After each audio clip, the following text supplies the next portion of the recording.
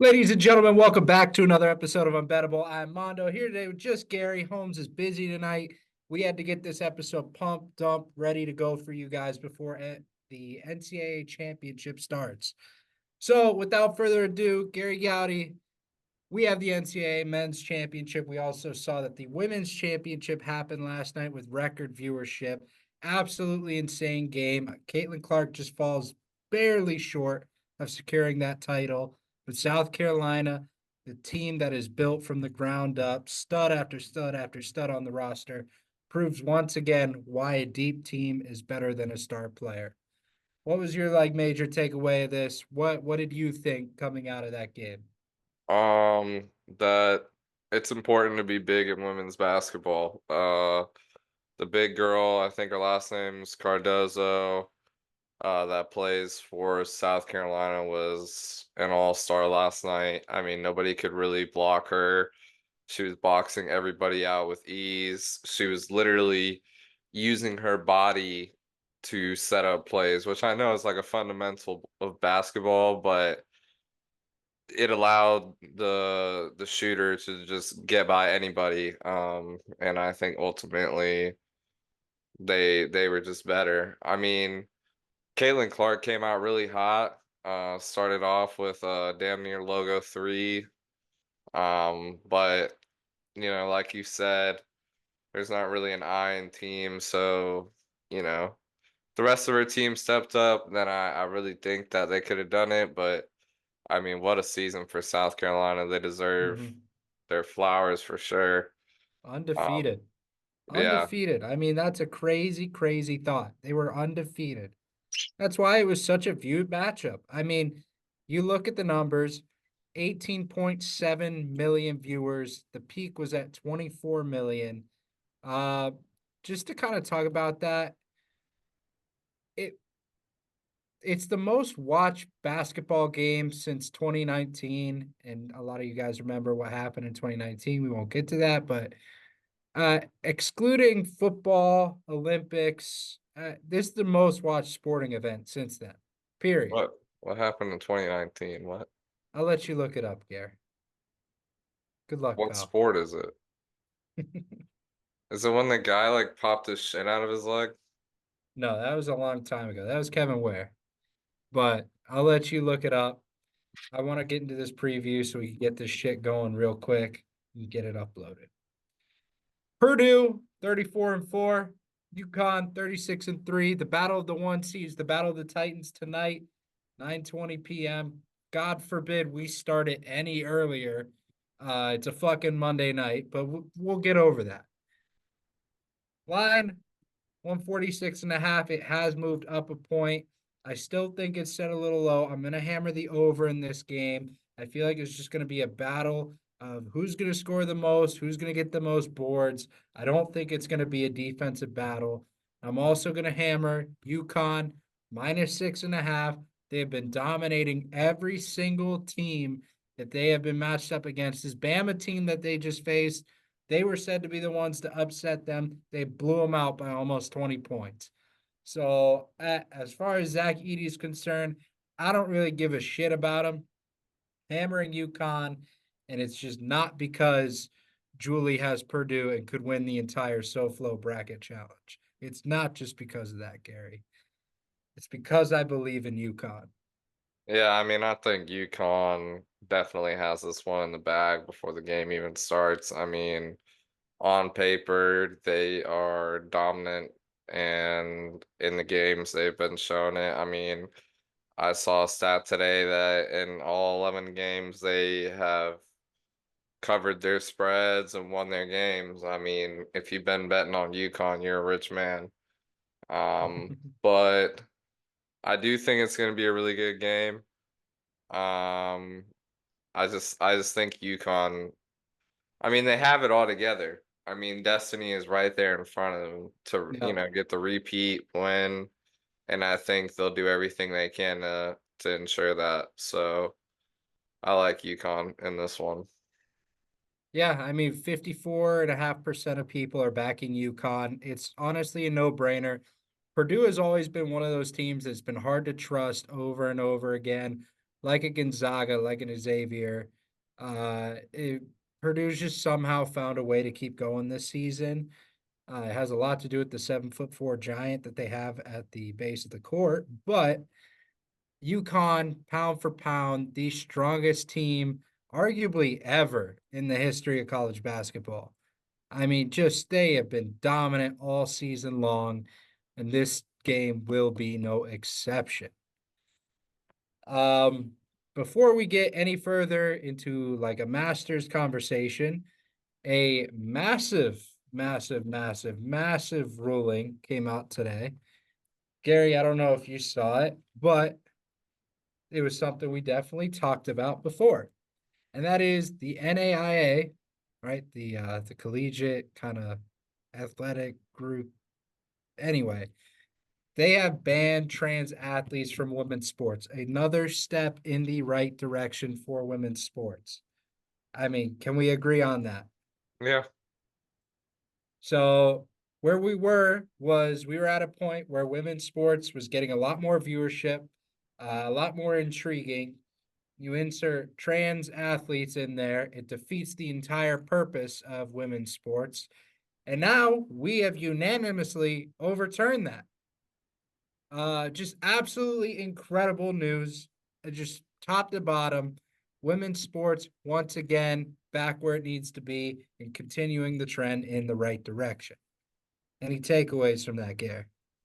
I don't know. There's a saying, like any press is good press, but I think this whole transgender ordeal that has been taking place in women's athletics is bad press.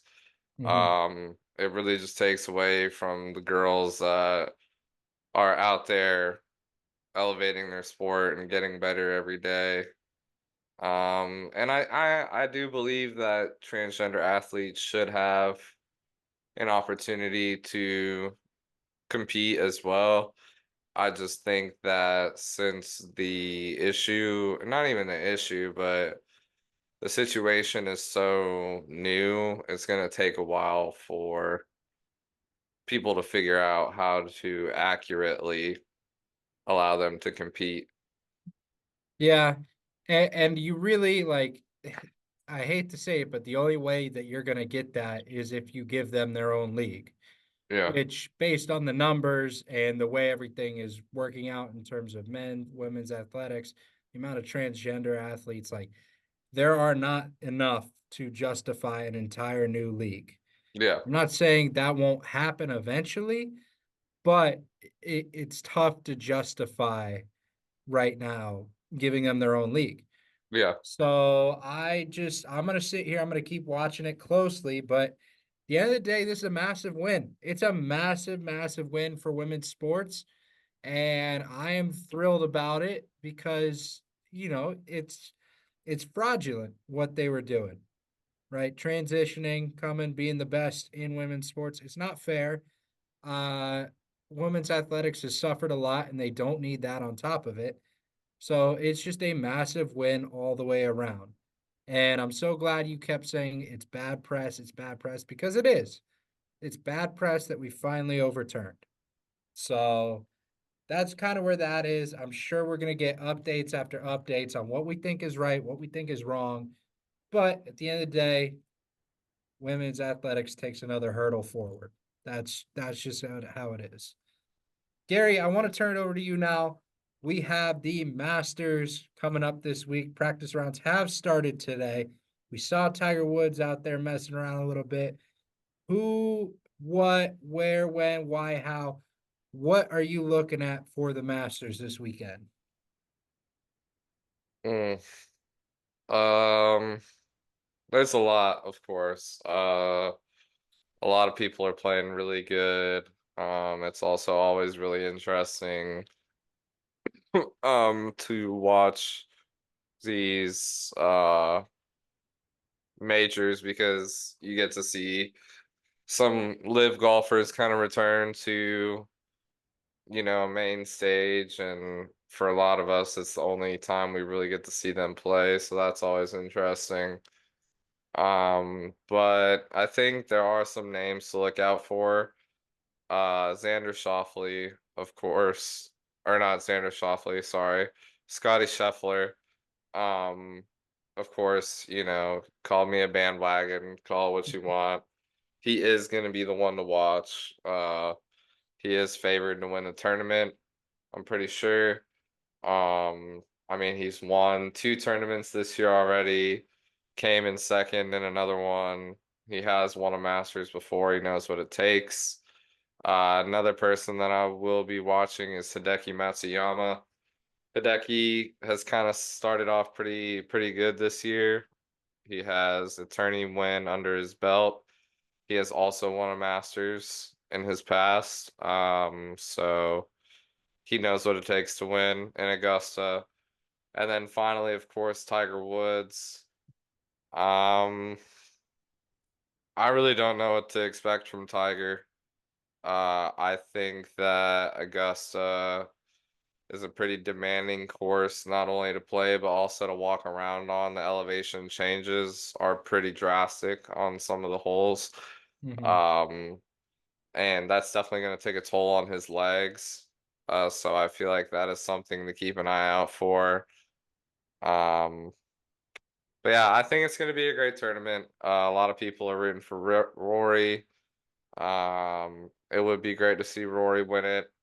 I just don't think he has the capability to keep up with this pack. But yeah, I like Scheffler to win it all. Yeah, I mean, at this point, Scheffler's playing like this. Everyone else is making mistakes. They're treading water. Scheffler's setting the pace of the swim, right? This man has just been lights out the entire year. And, it's a no-brainer that he's favored. So if you're looking at a couple bets, a top five at plus 105 for Scotty Scheffler, not really a bad thing to kind of parlay in there with the potential other person to win it all. But those plus 475, like if you're really wanting to bet it, you can. A couple long shots or longer shots. Dustin Johnson plus 3,300. He tends to struggle. This could be the year he overcomes that. Tiger Woods, I know we talked about him just briefly. For me, a win for Tiger is him just finishing the weekend. He has gone through so much. We know how good he was. He has nothing to prove other than, hey, man, let me just make it through.